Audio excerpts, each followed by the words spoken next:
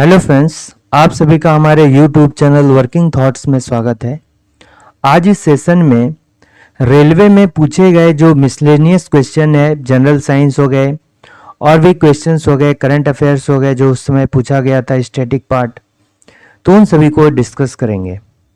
तो पहला क्वेश्चन है कि एक उत्तल दर्पण जिसकी फोकल लंबाई f वायु में यानी कि एयर में जो है फोकल लंबाई कितना दिया गया है, उसका f है, मतलब नॉर्मल सिचुएशन में कोई एक द्रव जिसका जो अपवर्तनांक है म्यू, रिफ्रैक्टिव इंडेक्स, और ये म्यू का वैल्यू कितना दिया है 4/3 दिया गया है। ठीक है, ये म्यू का वैल्यू है, में डुबोया जाता है तो द्रव में दर्पण की फोकल लंबाई क्या होगी।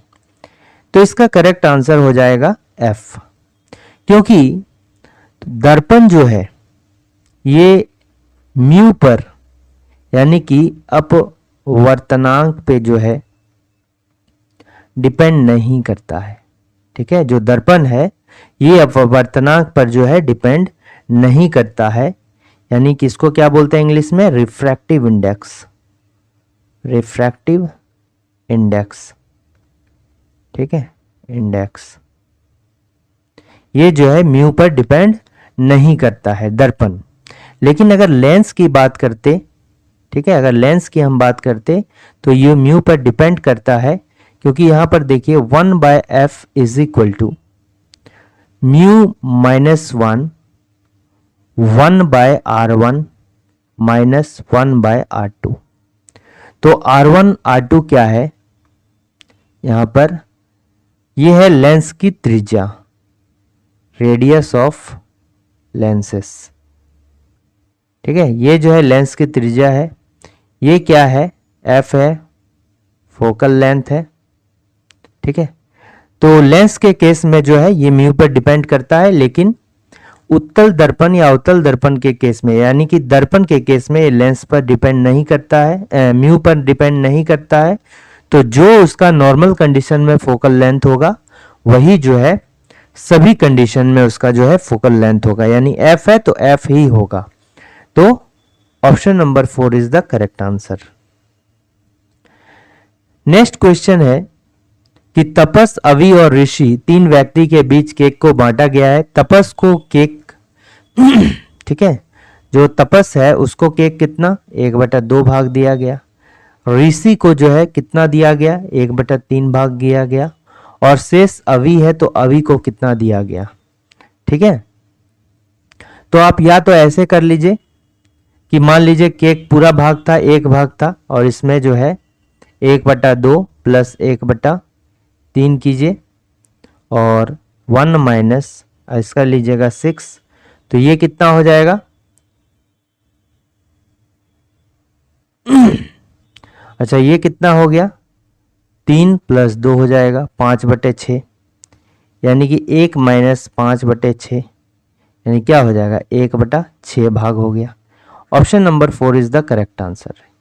या फिर हम ऐसे क्या करेंगे, जो दिया गया है उसका एलसीएम ले लेंगे। एलसीएम ऑफ ये 2 और 3 का एलसीएम जब लेंगे, लॉसो लेंगे तो कितना हो जाएगा 6 हो जाएगा।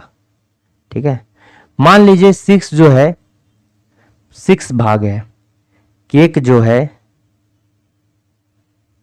6 भाग है केक का।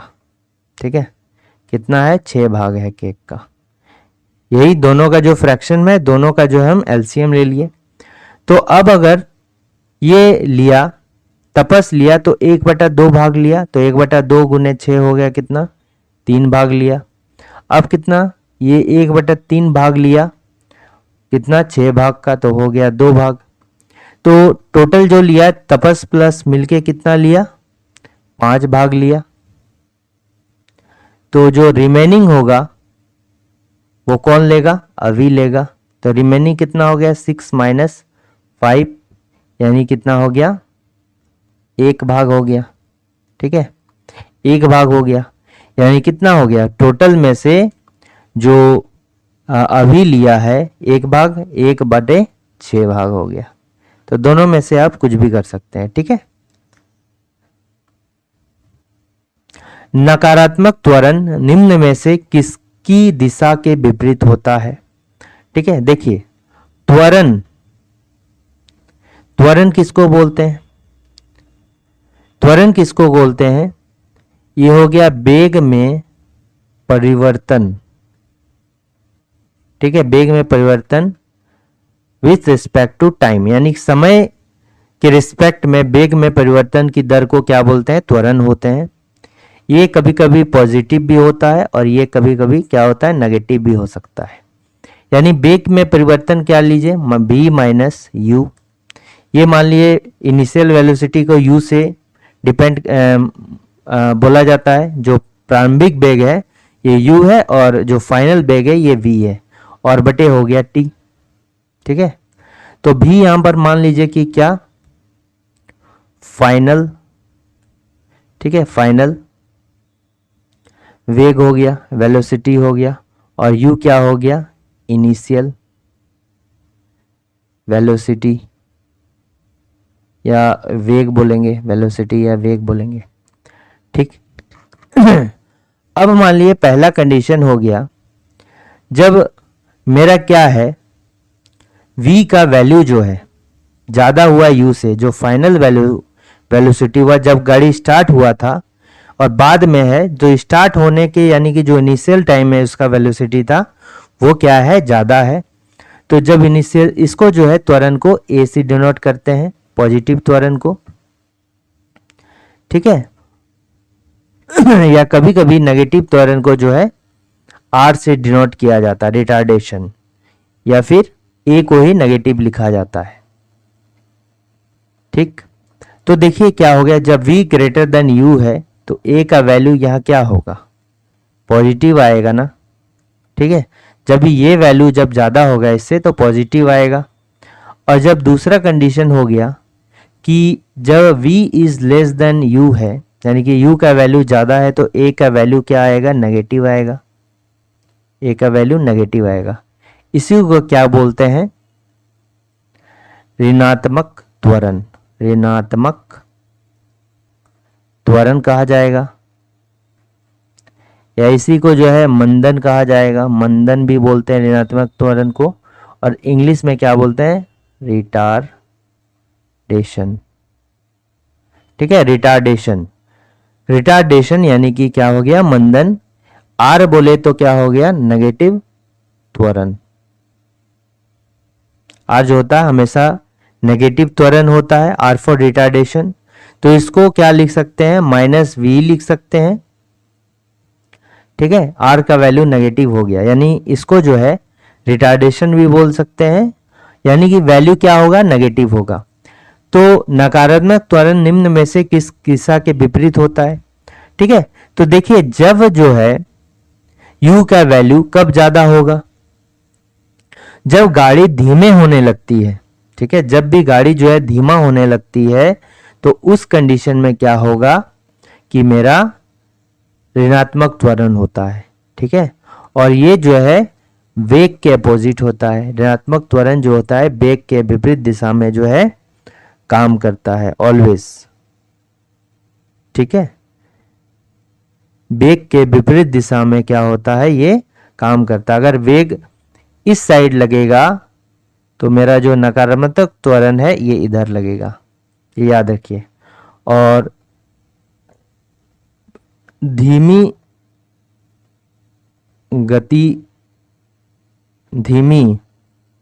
हो रही गति के समय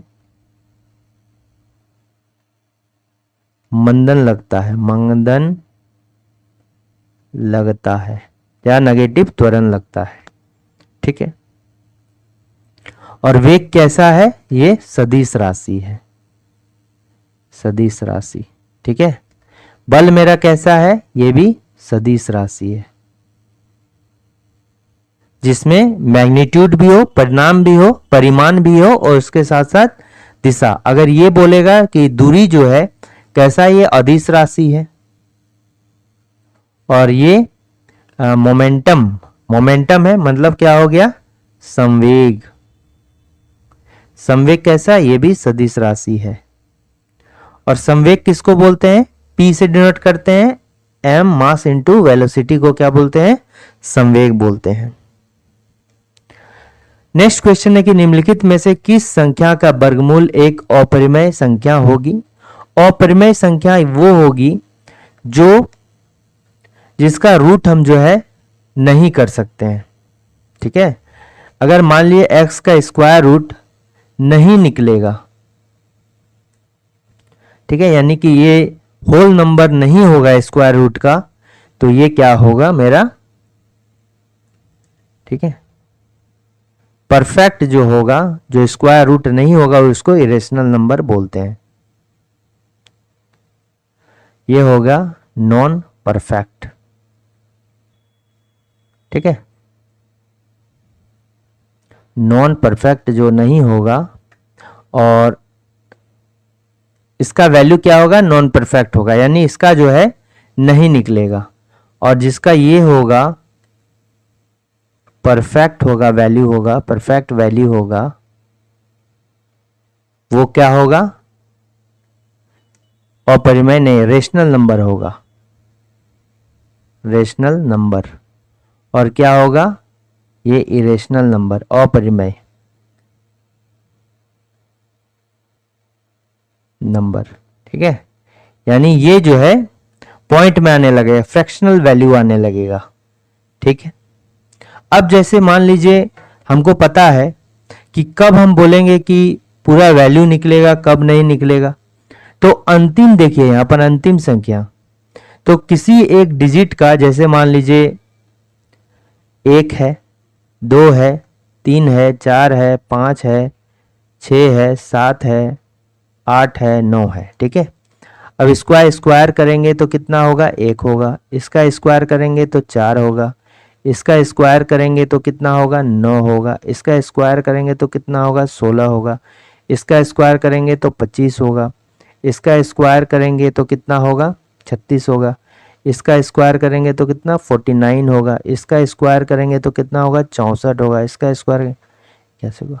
अब देखिए यूनिट डिजिट से हम पता कर सकते हैं कौन जो है परफेक्ट जिसका वैल्यू होगा। तो 8 देखिए किसी का यूनिट पोजीशन में 8 है, यूनिट में देखिए यहाँ 6 है, 5 है, 6 है, 9 है, 4 है, 1 है, इसमें देखिए 1 है, देखिए 1 भी हो सकता है, 4 है तो देखिए 4 जो है 2 जगह मेरा मिलेगा 64 में, और इसमें ये भी हो सकता है, ये भी हो सकता है, ये जो है मेरा बिल्कुल नहीं हो सकता है, लेकिन एक बार इसको चेक करना जरूरी है, जैसे कितना, ठीक है,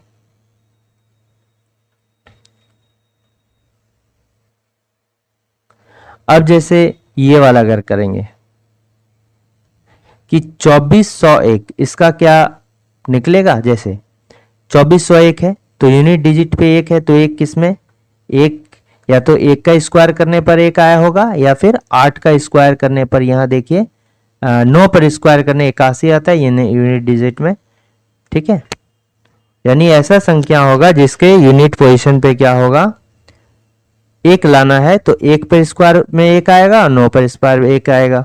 अब देखिए 2 डिजिट को अब छोड़ दीजिए, अब 24 से कम जो परफेक्ट स्क्वायर है उसको लीजिए। 24 से कम क्या है, 16 है, 24 से कम क्या है, 16 है, तो 16 जो है किसका स्क्वायर है, 4 का स्क्वायर, तो यहाँ भी 4 लिखिए, यहाँ भी 4 लिखिए। अब 4 4 हो गया, 4 को एक अधिक से मल्टीप्लाई कर दीजिए, कितना हो गया 5, 4 पंचे 20, तो 20, अब देखिए 20 आ गया, तो ये 24 20 से कम है कि ज्यादा है, ज्यादा है, तो हम किसको लेंगे, ज्यादा वाले को लेंगे। ठीक है, तो ये 49 का जो है कितना होगा, स्क्वायर होगा, आप करके देख लीजिए, 49 का स्क्वायर होगा। 1024 इसी तरह जो है किसका स्क्वायर होता है, 32 का स्क्वायर होता है। ये भी कैसे देखिए, 1024 हो गया, 4 है तो यानी कि 2 पर स्क्वायर होगा, 4 है तो 2 पर स्क्वायर पर 4 होगा, या 4 वाला देखिए 8 पर स्क्वायर अगर देंगे तो 4 होगा, इसको कैंसिल कीजिए। अब यहाँ देखिए 10 से कम कौन परफेक्ट स्क्वायर, 3 हो गया, फिर 3 हो गया, 3 से एक अधिक 4, 4 तिया, अब 3 से एक अधिक से गुना करेंगे, 3 से अधिक 4, तो 4 और 3 को गुना करेंगे 12। अब देखिए 12 जो ये नंबर इससे कम है कि ज्यादा है, इससे कम है, 10 जो है 12 से कम है, इसलिए कम वाला लेंगे, ये 32 पर स्क्वायर होगा। इसी तरह 4096 में देखिए 6 आ गया, यानी कि 4 पर स्क्वायर, यानी कि 6 यूनिट डिजिट में आएगा या 6 पर में आएगा। दोनों को छोड़िए। 40, 40 से कम परफेक्ट स्क्वायर किसका? 36 होता है। 36 किसका? 6 का। अब 6 से अधिक से 1 से अधिक से गुना करेंगे। 6 से 1 अधिक 7, 7 छक 42। 42 क्या है? 40 से कम है कि ज्यादा है? 40 जो है 42 से कम है, इधर वाला का कंपैरिजन करेंगे। ठीक है, 40 जो है 42 से कम है तो कम वाला लेंगे, यानी ये क्या होगा? 64 पे स्क्वायर होगा। इन सभी का तो स्क्वायर निकल गया, लेकिन इसका जो है नहीं होगा, और जिसका नहीं निकलेगा वो क्या है? अपरिमेय संख्याएं हैं। पॉइंट पे नहीं आएगा, ये होल नंबर आएगा। ठीक है,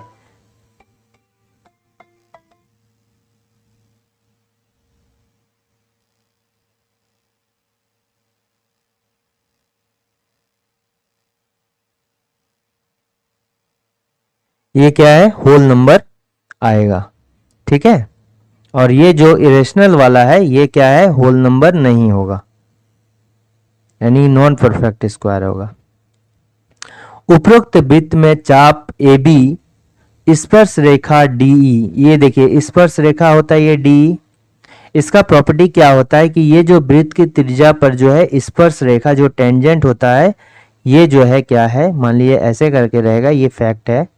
ये जो है क्या होता है? इसको अगर आगे बढ़ा दिया जाए तो ये लंब होता है। ठीक है, ये भी आप याद रखिए कि वृत्त की त्रिज्या जो है स्पर्श रेखा पर क्या होती है? लंब होती है। तो यहां पर जो आपको क्या दिया गया है? ए बी दिया गया है, फिर बी डी दिया गया है, और ये ए बी को इंक्रीज करके डी तक लाया गया, जो कि डी स्पर्श रेखा में डी में मिल गया। तो यहां पर आपको ए बी की लंबाई दिया गया, ये कितना? 12 दिया गया सेंटीमीटर, और ये डी दिया गया है 8 सेंटीमीटर। ठीक है, आपको ये निकालना है। मान लीजिए बी डी मेरा कितना है? एक्स है। ठीक है, say let B D is equal to x. ठीक है, आपको क्या करना है? एक फॉर्मूला याद रखना है। फॉर्मूला क्या याद रखना है? फॉर्मूला याद रखना है ये कि पूरा एक बार लीजिए ए डी। ठीक है, पूरा ले लिए ए डी, और गुने ये ले लिए बी डी जो इंक्रीज किया गया, बराबर डी पर स्क्वायर। ये आपको याद रखना पड़ेगा। ठीक है, अब ए डी को लिख सकते हैं A B plus B D गुने बी डी बराबर डी ई स्क्वायर। ठीक है, तो डी स्क्वायर है, तो ए बी का वैल्यू कितना है? 12 प्लस मान लीजिए एक्स है, और ये एक्स हो गया, और ये डी कितना हो गया? 8 पर स्क्वायर हो गया, यानी ये कितना हो गया? यानी x और 12 प्लस एक्स बराबर 64। तो कैसे होगा? x का वैल्यू इससे अगर डायरेक्टली ऑप्शन में दे दिया जाए, या आप इसको सॉल्व कीजिएगा तो भी हो जाएगा। ठीक है, या x का वैल्यू यहां से अगर 4 लीजिएगा तो कितना हो जाएगा? x का वैल्यू अगर 4 लीजिएगा तो देखिए 4 गुने 16 कितना हो जाता है? ये 64 हो जाता है। तो ऐसे भी इसका करेक्ट आंसर कितना होगा? ऑप्शन नंबर 3 होगा, 4 सेंटीमीटर। या आप इसको सॉल्व कीजिए, x square plus 12x minus 12x minus 64 बराबर 0। तो अब जब इसको देखिएगा तो x का वैल्यू यहां से 4 आएगा। निम्नलिखित में से किस अभिक्रिया द्वारा उच्च प्रतिक्रिया वाली धातुओं का निष्कासन होता है? ठीक है, जो उच्च प्रतिक्रिया वाली धातु, मान लीजिए कोई अयस्क है। ठीक है, कोई धातु का जो है अयस्क है, और उस अयस्क से धातु का निष्कासन तो उसके अयस्क से ही होता है ना, तो अयस्क है। ठीक, और ये कैसा? लिक्विड फॉर्म में, द्रव के फॉर्म में। अब इसमें जब इलेक्ट्रोलाइसिस करेंगे, ठीक है, इलेक्ट्रोलाइसिस मतलब इसमें क्या होता है? एक सॉल्यूशन होता है और इसमें एक नोड होता है। ठीक है, कौन कौन सा नोड होता है? एक हो गया आपका कैथोड, कैथोड यानी कि पॉजिटिव, और दूसरा होता है एनोड यानी कि नेगेटिव। और इसमें क्या होता है? लिक्विड भरा रहता है। ठीक है, ठीक है। और इसमें से जो क्या किया जाता है कि विद्युत धारा को जो है प्रवाहित किया जाता है। ठीक है, विद्युत धारा को जो है प्रवाहित किया जाता है। जब विद्युत धारा करंट आई इसमें से प्रोवाइड किया जाता है। ठीक है, जब करंट प्रोवाइड किया जाता है तो इसमें क्या होता है कि जो धातु है ये कैथोड पर जमा हो जाता है। धातु कहां पर जमा होता है? कैथोड पर धातु जमा हो जाता है। धातु जमा होता है कहां पर? यह भी याद रखना है, कहां पर? कैथोड पे जमा होता है। और ये जो विधि अपनाई जाती है ये उच्च अभिक्रियाशील, क्या है? उच्च अभिक्रियाशील, अभिक्रियाशील। ठीक है, उच्च अभिक्रियाशील जो होते हैं उसके लिए अपनाए जाते हैं, अभिक्रियाशील एलिमेंट्स के लिए। ठीक है, एलिमेंट्स। तो जैसे क्या हो जाएगा? जैसे हो गया एजी हो गया। ठीक है, एजी हो गया। फिर सॉरी, इंपॉर्टेंट वाला, जैसे हो गया मैग्नीशियम हो गया। ठीक है, Mg हो गया, मैग्नीशियम हो गया, सोडियम हो गया, फिर कैल्शियम हो गया। तो ये सभी जो है उच्च अभिक्रियाशील होते हैं। तो इन जो उच्च अभिक्रियाशील एलिमेंट्स होते हैं, जो धातु होते हैं, उन सभी धातुओं के लिए इस विधि का उपयोग किया जाता है। ठीक है, तो इसमें और भी विधि होता है, जैसे कैल्किनेशन। और कैल्किनेशन को हिंदी में क्या बोला जाता है? निष्कासन, निस्तापन, सॉरी, निस्तापन। इसको निस्तापन बोला जाता है। इसको इलेक्ट्रोलाइसिस को जो है हिंदी में ये भी याद रखिए विद्युत अपघटन कहा जाता है, अपघटन कहा जाता है। और रोस्टिंग को क्या बोलते हैं? भर्जन बोलते हैं, भर्जन। रोस्टिंग मतलब हो गया भर्जन। ठीक है, तो ये तो हमने एक देख लिया, इसका करेक्ट आंसर ये होगा। तो इसमें ये भी जान लेते हैं कि इसमें जो है कैल्किनेशन यानी कि निस्तापन क्या होता है। निस्तापन क्या होता है? निस्तापन में क्या किया जाता है कि जो धातु को, ठीक है, अगर हमको क्या किया जाता है कि अयस्क से धातु को प्राप्त करना है तो धातु को जो है उच्च टेम्परेचर पर गर्म किया जाता है। ठीक है, इसमें जो है क्या किया जाता है कि जो धातु है उसको या तो ऑक्सीजन का पूरा उपयोग इसमें करेंगे या ऑक्सीजन के बिना ही जो है उच्च तापमान पर धातु को गर्म किया जाता है। पर धातु को गर्म, ठीक है, उच्च तापमान पर धातु को गर्म किया जाता है। और जनरली इसका जो यूज किया जाता है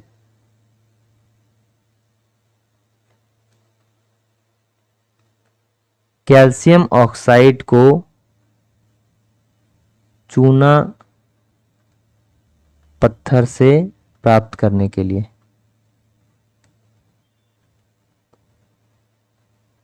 ठीक है, करने के लिए CO प्लस CO2 CaCO3। ठीक है, तो कैल्शियम ऑक्साइड और कार्बन डाइऑक्साइड निकलता है इसमें, और ये हो गया क्या? चूना पत्थर। तो इसी के लिए जो है कैल्कुलेशन निस्तापन का यूज किया जाता है, और इसको जो है गर्म किया जाता है। इसमें ऑक्सीजन दे भी सकते हैं या नहीं भी दे सकते हैं। ठीक है, और रोस्टिंग में क्या होता है? इस रोस्टिंग में भी हाई टेम्परेचर पर जो है, हाई टेम्परेचर पर क्या किया जाता है? गर्म किया जाता है। ठीक है, इसमें जो है हाई टेम्परेचर में गर्म किया जाता है, लेकिन जो है इसमें ऑक्सीजन का आवश्यकता होती है। ठीक है, इसमें जो है ऑक्सीजन की आपूर्ति देना है, ऑक्सीजन की आपूर्ति। और ये तब तक गर्म करना है जब तक कि वस्तु जो है मेल्ट ना हो जाए। ठीक है, तब तक गर्म करना है जब तक कि धातु जो है मेल्ट ना हो जाए। तो इसको बोलते हैं रोस्टिंग। और इसका जनरल जो यूज किया जाता है ये सल्फाइड अयस्कों के लिए किया जाता है। याद रखना है, सल्फाइड अयस्कों को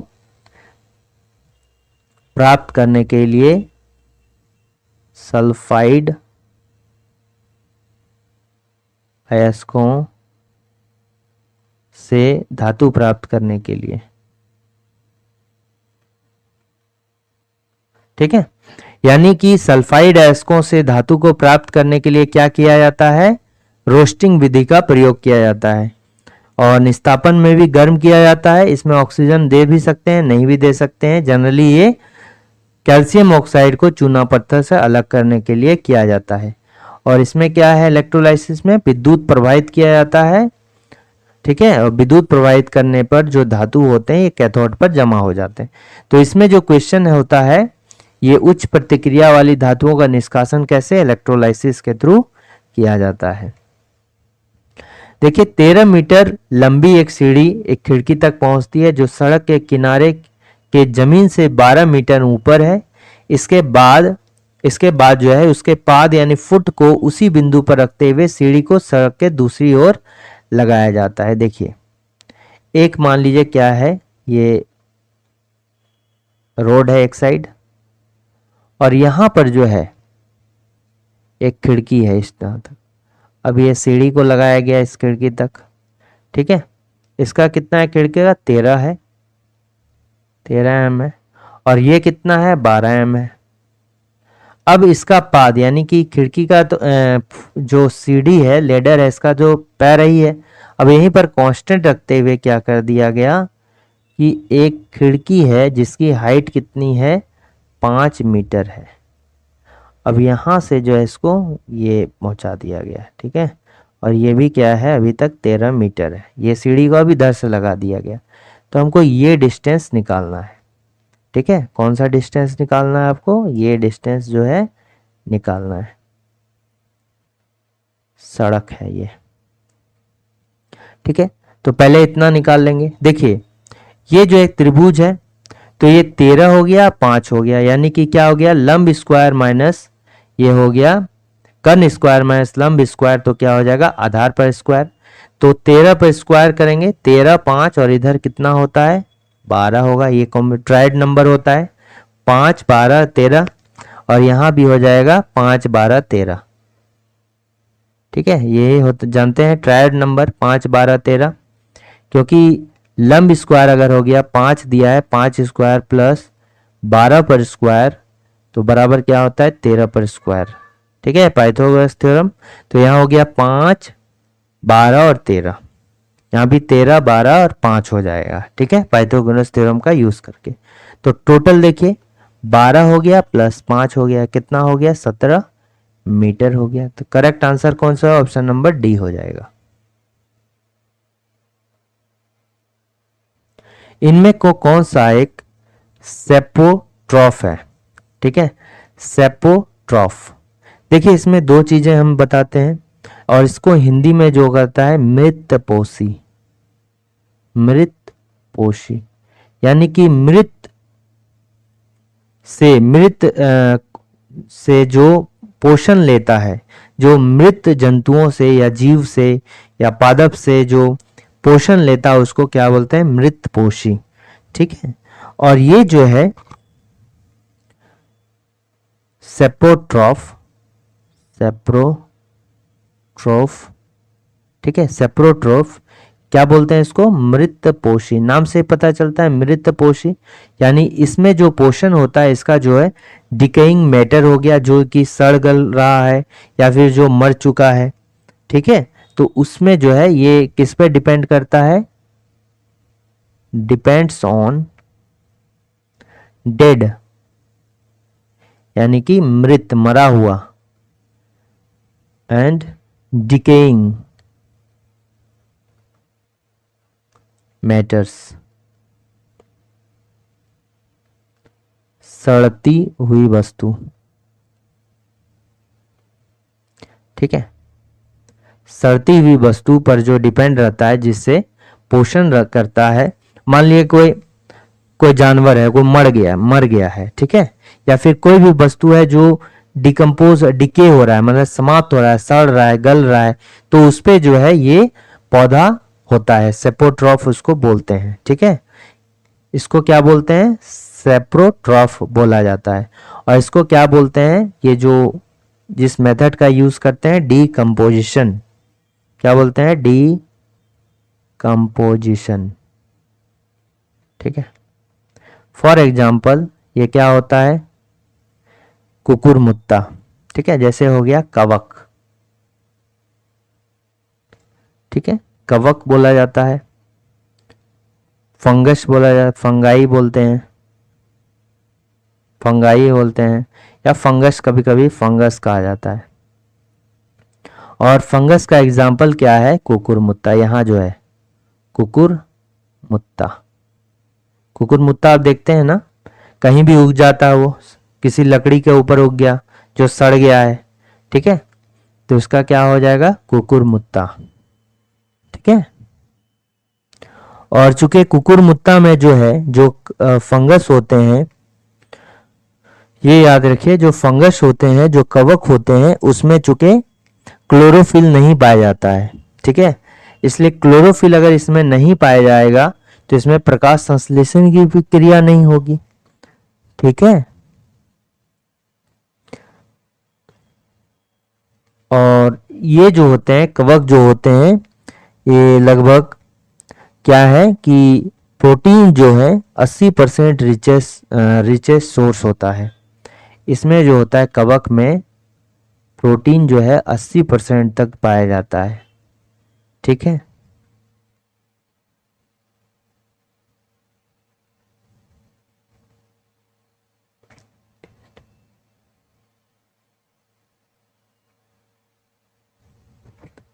ठीक है, इसमें और क्या एग्जाम्पल हो जाएगा? जैसे फफूंदी भी हो जाएगा, फफूंदी बोला जाता है, खमीर बोला जाता है। खमीर किसको बोला जाता है? ईस्ट को, ईस्ट हो गया। फिर इसके अलावा आपको क्या हो गया? मकर हो गया, फफूंदी को मकर बोलते हैं। तो ये सभी जो होते हैं सेप्रोट्रॉफ होते कहा जाता है, ठीक है। ये सभी कवक के एग्जाम्पल होते हैं। कुकुरमुत्ता भी जो है कवक का ही एग्जाम्पल है। तो इसमें जो भी है, ये आपको फफूंदी भी हो सकता है, खमूर भी, और कुकुरमुत्ता भी, ये सभी जो है सेप्रोट्रॉफ होते हैं, ठीक है। और सेप्रोट्रॉफ का अगर जस्ट उल्टा बोला जाए, जैसे ये मृत शरीर पर ये अपना जीवन यापन करते हैं, उसी तरह जो लाइव, ठीक है, जो लाइव अगर कहा जाए, जो लाइव होस्ट होता है उस पे डिपेंड जो करता है, यानी कि जो जीता जागता शरीर है उसमें जो परजीवी होता है उसको क्या बोलते हैं? पैरासाइट बोलते हैं।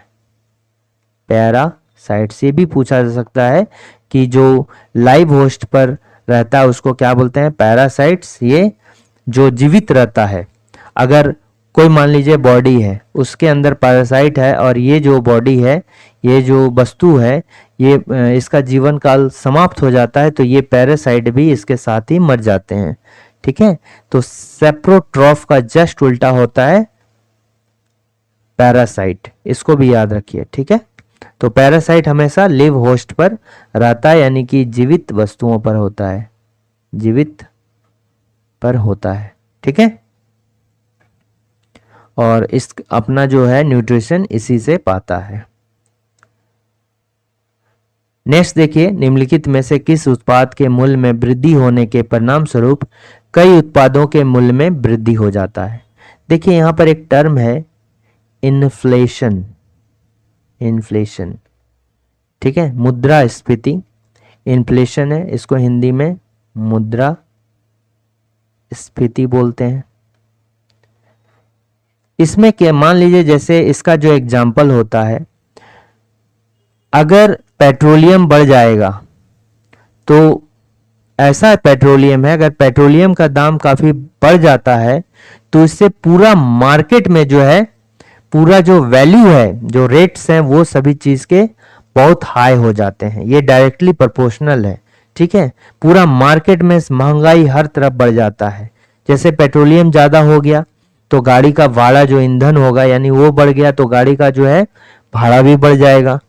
ठीक है, गुड्स है, क्योंकि पेट्रोलियम पर तो बहुत कुछ डिपेंड है ना, तो जितना पेट्रोलियम पर डिपेंड है वो सभी चीज का जो है दाम जो है बढ़ जाता है। ठीक है, तो इसका करेक्ट आंसर हो जाएगा पेट्रोलियम। तो इन्फ्लेशन में क्या होता है कि रेट जो होता है, रेट ऑफ प्राइसेस हायर, हर जगह जो है रेट ऑफ प्राइस जो होता है सब कुछ का जो है मार्केट में बहुत कभी कभी जो है अच्छा भी होता है, कभी कभी जो है ये मुद्रास्फीति बुरा भी होता है, हाय। ठीक है, अब इसमें क्या होता है, डिफ्लेशन, इसी का उल्टा होता है डिप्रेशन। और डिफ्लेशन में क्या होता है, रेट्स ऑफ प्राइसेस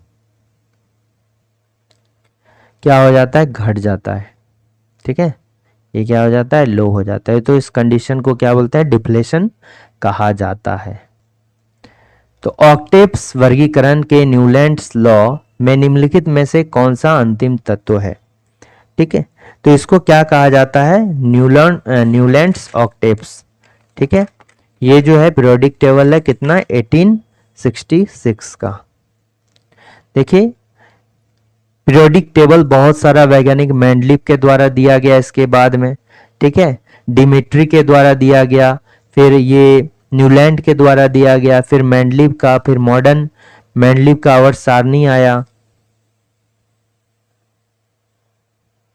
अब देखिए न्यूलैंड की बात करेंगे तो न्यूलैंड्स ऑक्टेव्स, तो इसमें कुछ जो इंपॉर्टेंट फैक्ट है उसको बता दिया जाएगा। ये जो है पीरियोडिक टेबल है कब का, अभी जो है मॉडर्न पीरियोडिक टेबल चलता है। ठीक है, और ये जो है पीरियोडिक टेबल 1866 का। इसमें बहुत सारा जो त्रुटियां पाई गई और धीरे धीरे जो है इसमें पीरियोडिक टेबल में विकास होते गया। तो न्यूलैंड के द्वारा जो है अष्टक का नियम दिया गया, ऑक्टेव, लॉ ऑफ ऑक्टेव्स, अष्टक का नियम, इसको क्या बोलते हैं, law of octaves, law of octaves, अष्टक का नियम दिया गया। इसमें जो एलिमेंट्स थे वो कितने थे, 56 थे। ज्ञात तत्वों की संख्या कितनी है इसमें, 56 है। और इसमें मेन जो इसका है न्यूलैंड ऑक्टेव का, इसमें तत्व को जो सजाया गया इस पीरियोडिक टेबल में, ये कैसे सजाया गया, तत्वों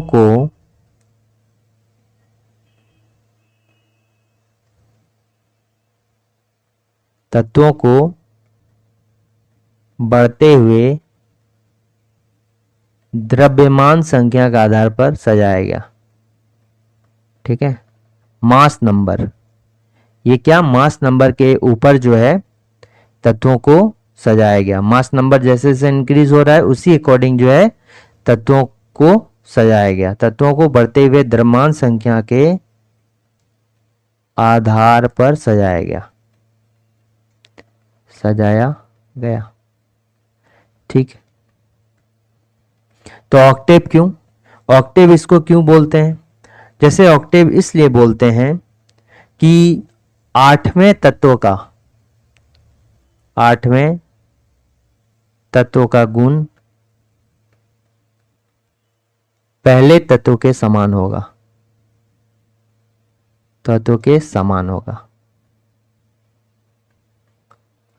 ठीक है। इस पीरियोडिक टेबल में जो 8वां तत्व होगा इसका क्या है, समान है। जैसे क्या है कि पहला का जो है 8वां समान होगा, फिर क्या है कि 8वां वाला जो है 15 वाला का समान होगा। ठीक है, ये बोला जाएगा। अब इसमें बहुत सारा ट्रूथी आ गया, क्या क्या ट्रूथी आया ये आपने नोट डाउन कर लिया होगा। फिर देखिए इसमें जो है जो CO हो गया, कोबाल्ट हो गया, निकेल हो गया, ठीक है, कोबाल्ट और निकेल को जो है हैलोजन ग्रुप के साथ रख दिया गया, हैलोजन ग्रुप के साथ रखा गया। हैलोजन ग्रुप मतलब क्या हो गया, आप बताइए, हैलोजन ग्रुप तो पता ही होगा। तो इस कोबाल्ट और निकेल को जो है हैलोजन ग्रुप के साथ रख दिया गया। ठीक है,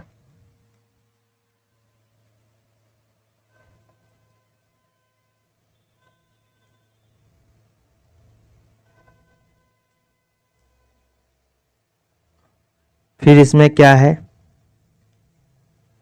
कि जैसे Fe है, Fe यानी कि लोहा, कोबाल्ट और निकेल के इन दोनों का गुण क्या है, समान है। ठीक है, बट इन दोनों में जो है काफी दूरी बनी है, दूरी काफी दूरी में रखा गया है, यानी कि गया। ठीक है, फिर क्या हो गया, नेक्स्ट हो गया कि इसमें देखिए पहला तत्व ये भी है कि पहला तत्व क्या है, पूछा जाएगा। पहला तत्व हो गया हाइड्रोजन, और अंतिम तत्व जो हो गया, अंतिम तत्व जो हो गया ये क्या हो गया, ये हो गया थोरियम। ठीक है, अंतिम तत्व क्या हो गया, थोरियम। तो अंतिम तत्व पूछ रहा है तो क्या हो जाएगा, थोरियम हो जाएगा। यदि बहुलक और माध्यिका के बीच अंतर 2 है और माध्यिका और माध्य के बीच अंतर ज्ञात कीजिए। हमको पता है जो माध्यिका होगा, जो बहुलक होता है यानी कि मॉड होगा जो, ये क्या होगा 3 इंटू मेडियन यानी माध्यिका, और -2 इंटू मीन। ठीक है, 2 इंटू मीन ये माध्य। ठीक है, तो देखिए हमको क्या निकालना है, माध्यिका और माध्य के बीच अंतर ज्ञात करें। बहुलक माध्यिका के बीच जो अंतर कितना दिया गया है, 2। तो देखिए ये क्या है, समझ आ गया, तो मॉड हो गया। ठीक है, मॉड इसको बोलते हैं मॉड, और इसको लिख सकते हैं median +2 into median -2 into mean. ठीक है, ये हो गया मॉड माइनस मेडियन बराबर, यहाँ से कॉमन निकाल लेंगे, मेडियन माइनस मीन। ठीक है, इसका वैल्यू दिया गया है, देखिए कितना दिया गया है, बहुलक मॉड और मेडियन के बीच का भी कितना है, 2 है। ठीक है, ये और ये क्या हो गया, कैंसिल हो गया, median minus mean is equal to कितना हो जाएगा, 1 हो जाएगा इसका वैल्यू। ठीक है, वैल्यू कितना हो गया, 1 हो गया, करेक्ट आंसर 1 हो गया।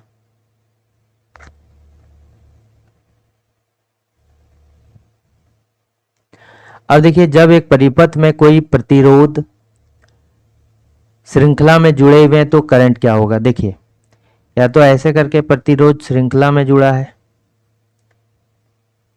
ठीक है, अब इसमें जो है पास हुआ, एक तो ये क्या हो गया, सीरीज हो गया। इसमें मान लीजिए R1 है, R2 है, R3 है और V1 है, इसमें वोल्टेज अलग है, इसमें वोल्टेज V2 है, वोल्टेज अलग है, इसमें वोल्टेज क्या है, V3 है, और इसमें करंट क्या है, I है, और ये क्या है, बैटरी है, BATTERY बैटरी है। तो जब सीरीज में होगा तो क्या होगा, जब सीरीज में होगा तो जो करंट होगा वो क्या होगा, सेम होगा। ठीक है, और जो वोल्टेज होगा वो क्या होगा, अलग अलग अलग होगा। ठीक है, अगर हम इसको ऐसे कर दें,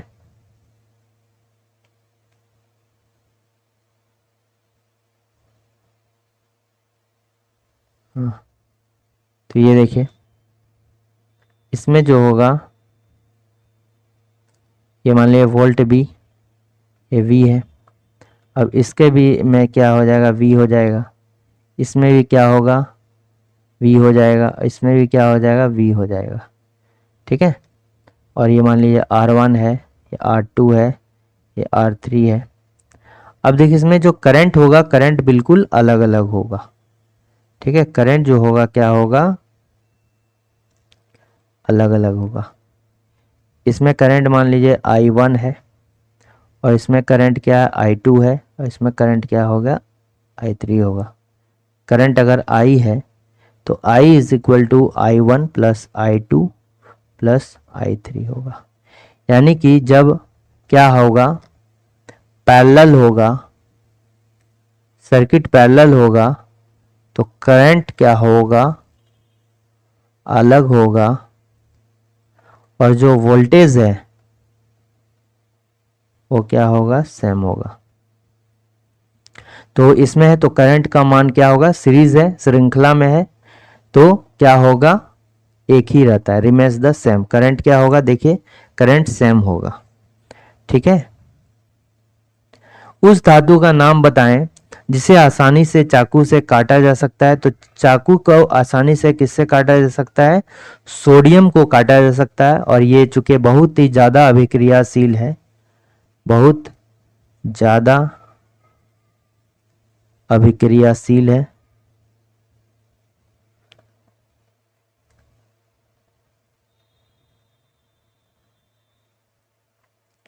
किरोसिन में डुबा कर रखा जाता है, किरोसिन में डुबाकर।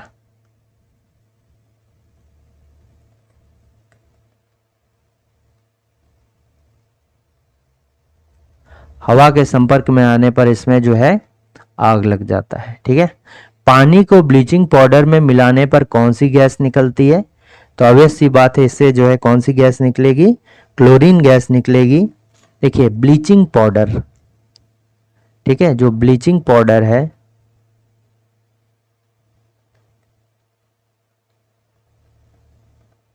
ब्लीचिंग पाउडर को किस नाम से जाना जाता है, ब्लीचिंग पाउडर को कैल्शियम हाइपोक्लोरेट, कैल्शियम हाइपोक्लोरेट, ये जो है ब्लीचिंग पाउडर का उपनाम है। और ब्लीचिंग पाउडर का फॉर्मूला क्या होता है, CaOCl, CaOCl का होल 2। ठीक है, CaOCl का होल 2, तो CaOCl का होल 2 होगा, प्लस इसको वाटर के साथ कराएंगे तो क्या होगा, CaOH का whole 2 plus Cl2 chlorine gas. चूंकि इसको जो है क्लोरीन को पानी में मिलाया जाता है क्योंकि ये कीटनाशक का काम करता है। ठीक है, और ये जो है ये क्या है, कीटनाशक है, कीटाणुनाशक। ठीक है,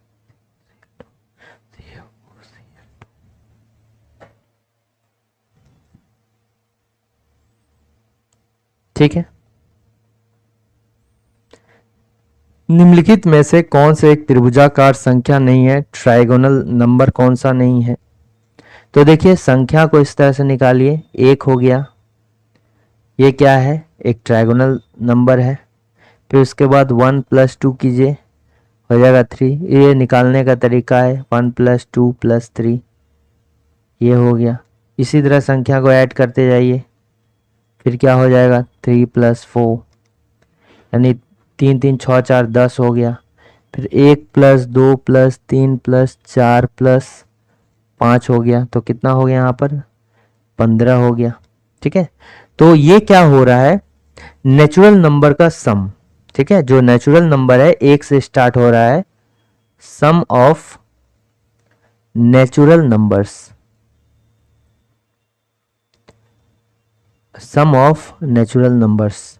तो नेचुरल नंबर्स का सम कैसे निकालते हैं, n+1/2।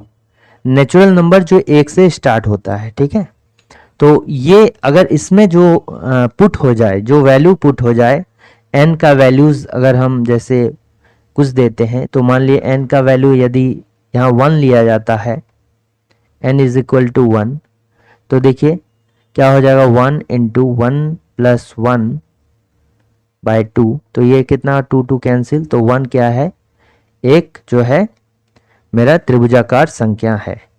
तो उसी तरह जो है मान लीजिए कि अब हमको चेक करना है 15 है कि नहीं है, तो हम कैसे लाएंगे, n प्लस 1 डिवाइड बाय 2, तो ये क्या हो गया, 15 होना चाहिए। तो n का कौन सा वैल्यू इसमें पुट करेंगे ये जो है इसके बराबर हो जाए। मान लीजिए n बराबर हम क्या लेते हैं कि n प्लस 1 बराबर क्या हो गया, 30 हो गया। ठीक है, 30 हो गया। तो देखिए n को लेते हैं कितना, 5 लेते हैं, और 5 गुने 6 तो हो गया 30। ठीक है, तो इस टाइप का वैल्यू होगा। तो मतलब क्या है कि जैसे ये हो गया, जो ट्रायंगुलर का शेप ले ले, फिर देखिए ये ऐसे करके ले ले, एक ये हो गया एक, फिर इसमें देखिए 3, अब 6 का यूज़ होगा, 1 2 3 हो गया, फिर यहाँ फिर यहाँ फिर यहाँ, और ये जो है डिस्टेंस क्या होगा, बराबर होगा। और जो भी ट्रायंगल नंबर का फॉर्म होगा, कभी कभी आपसे पूछ सकता है, तो ये जो है क्या होगा, समबाहु त्रिभुज के बराबर होगा, समबाहु त्रिभुज। ठीक है, इक्विलेटरल ट्रायंगल इसी टाइप से हो गया। देखिए इधर 3 तो 5 और 1 6, फिर 1, फिर यहाँ आगे अगर करेंगे तो यहाँ देंगे, फिर इस बीच में देंगे, फिर इस बीच में देंगे, तो ये जो है इस टाइप का शेप ले लेगा। ठीक है, तो इसको बोलते हैं ट्रायंगुलर नंबर। तो आपको ध्यान रखना है कैसे निकालना है, जो इस फॉर्मेट में बैठ जाता है उसको कहते हैं n प्लस 1, और जितना नंबर है उसको 2 गुना से कर देते हैं। ये इस फॉर्मेट में जो अगर बैठ जाएगा तो वो हो जाएगा ट्रायंगुलर नंबर। तो इसमें कौन नहीं बैठेगा, ठीक है, इसमें कौन नहीं बैठेगा, देखिए 3 भी बैठ गया, फिर 6 भी, 10 भी, ये भी, तो कौन नहीं बैठेगा, ये 5 जो है ट्रायंगुलर नंबर जो है नहीं है। ठीक है, 5 ट्रायंगुलर नंबर क्या है, नहीं है। अब 5 किसी तरह भी नहीं ला सकते हैं। n का वैल्यू अगर 4 दीजिएगा, मान लिए n का वैल्यू अगर 4 दिए तो 4 के बाद 5 आएगा, डिवाइड बाय 2, देखिए डायरेक्ट 10 आएगा, 5 कहीं भी नहीं आएगा, इसलिए 5 जो है ट्रायंगुलर नंबर जो है मेरा नहीं है। 4 किलोग्राम भार की एक वस्तु क्षैतिज दिशा में 5 मीटर प्रति सेकंड की दर से बढ़ रहा है। इसकी गति 10 मीटर प्रति सेकंड तक बढ़ाने पर इस पर किया गया कार्य क्या होगा। हम जानते हैं कार्य करने की क्षमता को क्या कहा जाता है, ऊर्जा कहा जाता है। ठीक है, कार्य करने की क्षमता को ऊर्जा कहा जाता है। और गतिज ऊर्जा में भी क्या हो रहा है, गतिज ऊर्जा का यूज हो रहा है, यानी कार्य का ऊर्जा हो रहा है। यहाँ देखिए गति कर रहा है, क्षैतिज दिशा के गति कर रहा है, तो ये कार्य के बराबर होगा। तो यहाँ जो वर्क होगा ये क्या होगा, हाफ mv² के बराबर होगा। और ये चूंकि क्या होगा, काइनेटिक एनर्जी। ठीक है, काइनेटिक एनर्जी में क्या हो रहा है, चेंज हो रहा है।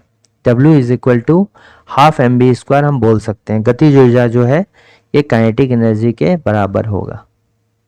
ठीक है, और इसमें चूंकि चेंज हो रहा है तो चेंज क्या हो रहा है, हाफ mv²।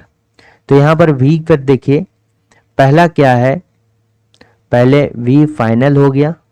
ठीक है, v फाइनल पर स्क्वायर होगा, और माइनस कितना होगा, v इनिशियल पर स्क्वायर हो गया, यानी हाफ m कितना दिया गया 4, और ये दिया गया कितना 10 स्क्वायर माइनस 5 स्क्वायर, तो ये कितना हो गया 100 माइनस 25, तो 1/2 गुने 4 गुने 75 हो गया। ये क्या हो गया 150 जो है जूल हो जाएगा, 150 जो हो जाएगा ये क्या हो जाएगा, जूल हो जाएगा। Correct answer. ठीक है, चिंतावान उपन्यास, ठीक है, जो स्पेक्युलेटिव फिक्शन बुक है हाफ ऑफ व्हाट आई से, तो ये किसके द्वारा, अनिल मेनन, और ये कंप्यूटर साइंस इंजीनियर है। एक रेलगाड़ी 90 किलोमीटर की प्रति घंटे की चाल से 100 मीटर लंबे पुल को पार करने के लिए 10 सेकंड का समय लेती है, तो रेलगाड़ी की लंबाई क्या होगी? तो यहाँ पर होगा क्या, रेलगाड़ी की लंबाई मान लीजिए रेल की लंबाई है x, ठीक है, x प्लस पुल की लंबाई कितना है? मान लीजिए कि रेलगाड़ी किसी पुल में है, तो रेलगाड़ी की लंबाई प्लस पुल की लंबाई, और उसको रेलगाड़ी का जो है से भाग देते हैं, कितना, 90। ये क्या है, मीटर में है, ठीक है, यहाँ देखिए मीटर में है, और ये क्या है, किलोमीटर में। ये क्या है, 90 किलोमीटर पर आवर है। इस चुके इसको घटाना होगा, तो 90 गुने 18/5 करना होगा। 5/18 करना होगा, ये आपको याद रखना है कि 5/18, ठीक है। जब भी किलोमीटर पर आवर से हम मीटर पर सेकंड में बदलेंगे तो 5/18, और मीटर पर सेकंड से हम किलोमीटर पर आवर में बदलेंगे तो 18/5 से गुना करते हैं। तो यहाँ पर कितना होगा, 5/18, तो 18×5 90, यानी कि 25, जो कि किसके बराबर हो जाएगा, टाइम हो गया 10 सेकंड। ये डिस्टेंस बाय क्या निकाले, ये स्पीड टाइम के बराबर हो जाएगा, x प्लस 100, और ये 10 गुने 25 हो गया 250, तो x का वैल्यू कितना हो जाएगा, 150 हो जाएगा, ठीक है। और ये x क्या है, ट्रेन की लंबाई है। अब देखिए प्रतिरोध SI यूनिट क्या होता है, तो प्रतिरोध जो है SI यूनिट ऑफ रेजिस्टेंस क्या होता है, ओम होता है, और इसका क्या है कि जॉर्ज साइमन ओम के नाम पर रखा गया है। जॉर्ज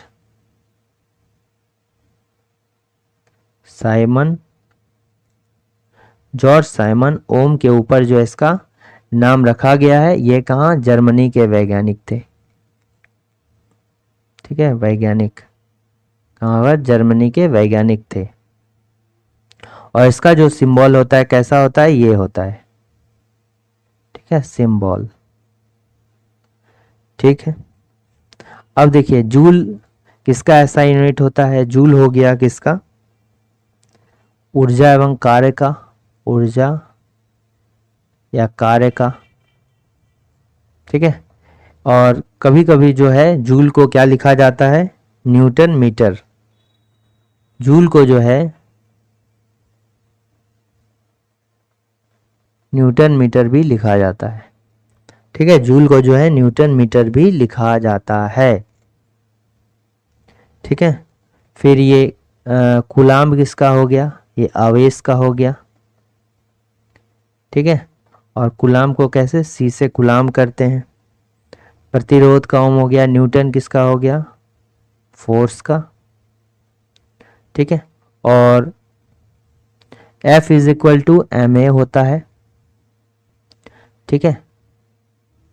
तो m का क्या होता है, kg, और ये का मीटर पर सेकंड स्क्वायर।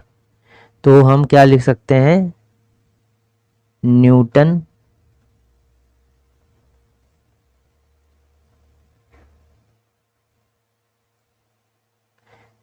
को क्या लिख सकते हैं, kg पर सेकंड -2, ठीक है। तो ये भी हम लिख सकते हैं न्यूटन को, तो ये जो है न्यूटन को ही कहा जाता है, इस फॉर्मूला को डायरेक्ट न्यूटन कहा जाता है, ठीक है। इसके अलावा जो और हम जान सकते हैं कि जैसे धारिता,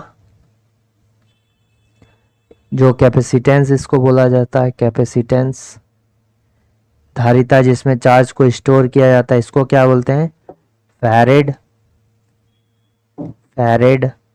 ठीक है। फिर उसके बाद क्या बोलते हैं, इंडक्टेंस,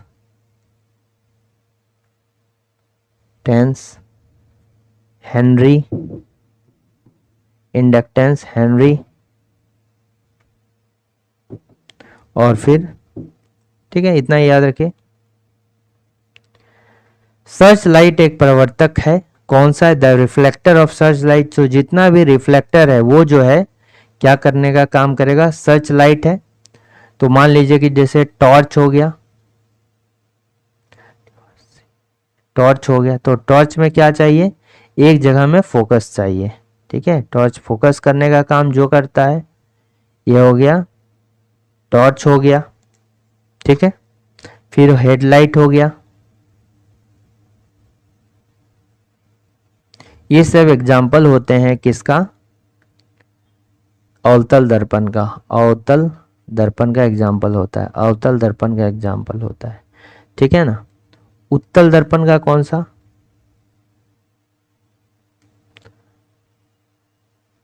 उत्तल दर्पण। ठीक है, उत्तल दर्पण का एग्जाम्पल कौन सा होता है, जैसे हो गया स्ट्रीट लाइट हो गया, जैसे हो गया स्ट्रीट लाइट। स्ट्रीट लाइट जब भी होगा तो नीचे जो है इस तरह ऊपर में लगा रहता है, इसका फैलाव जो होगा ज़्यादा होगा। ठीक है, और फिर साइड मिरर व्हीकल का।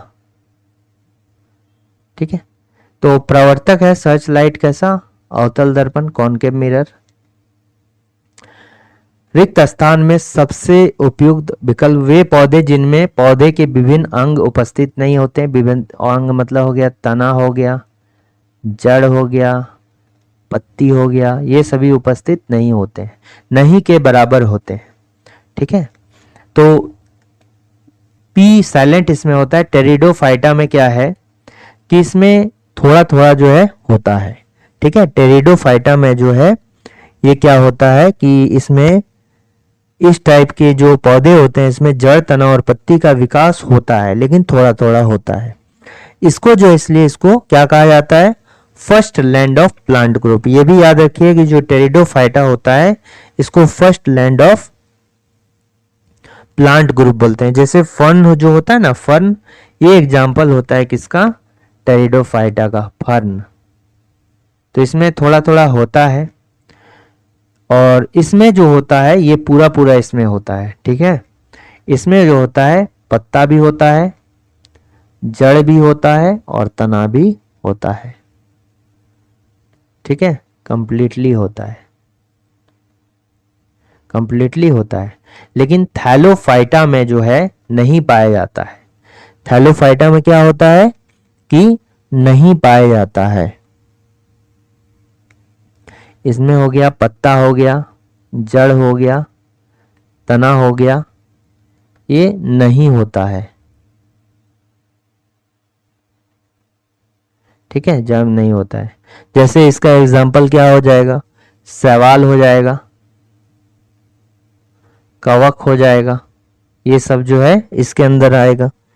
ठीक है, फिर आपका ब्रायोफाइटा में क्या होता है, ब्रायोफाइटा में इसमें जो होता है इसमें भी नहीं के बराबर होता है।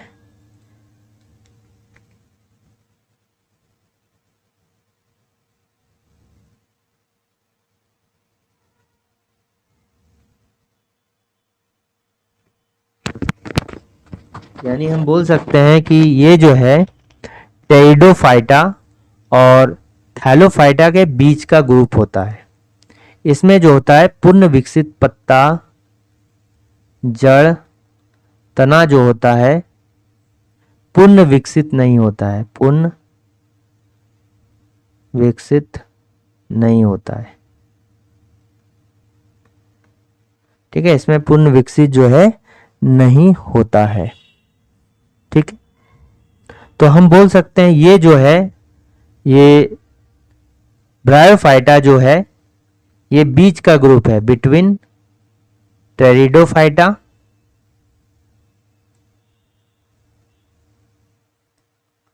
And Thallophyta.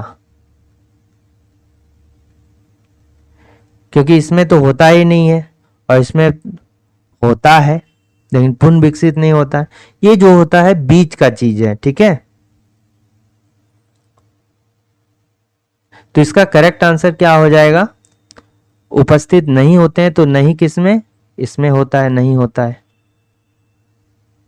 1600 रुपए की राशि 6 साल की अवधि के लिए 5% जो है साधारण ब्याज पर दिया जाता है। तो आप जो बेसिक फॉर्मूला उससे भी निकाल सकते हैं, P R into T divide by 100, ये होता है इंटरेस्ट का फॉर्मूला। ठीक है, तो P कितना 1600, R कितना 5 और ये कितना 6 और डिवाइड बाई 100 करेगा 16 पंचे 80, तो इंटरेस्ट कितना हो गया 480। और अभी जो होगा जिस तरह होगा 5% रेट ऑफ इंटरेस्ट है per year for 6 years, 6 into 5% यानी टोटल हो गया 30%। ठीक है, 1600 का 30% रेट ऑफ इंटरेस्ट हो गया, यानी ये कितना हो गया 480। 10% हो जाएगा 160, तो 3% 30% कितना होगा 60, 160, 160, 480। नेक्स्ट हो गया कि रेनवियर के नोट सूक्ष्म रिक्त स्थान होते हैं। तो इंपॉर्टेंट क्या है, नोट्स ऑफ रेनवियर क्या होता है।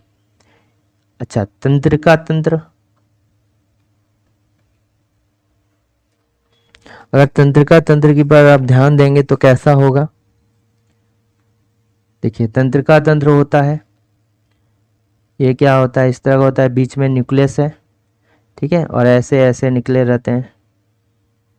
ठीक है, और इससे भी ऐसे निकले, ऐसे निकलेगा, ऐसे निकलेगा, ऐसे निकलेगा, ऐसे निकलेगा, ऐसे निकलेगा। अब जो होता है इसमें से क्या है, इस तरह करके निकला, रीढ़ का हड्डी में देखिएगा ऐसे करके होगा, फिर एक गैप होगा, फिर ऐसे। ठीक है, फिर एक गैप होगा, फिर क्या होगा ऐसे होगा। थोड़ा सा ऊपर से बनाइए तब समझ में आएगा। देखिए ऐसे होगा, फिर ऐसे होगा गैप, फिर ऐसे होगा, फिर ऐसे होगा ये वाला, फिर ऐसे होगा।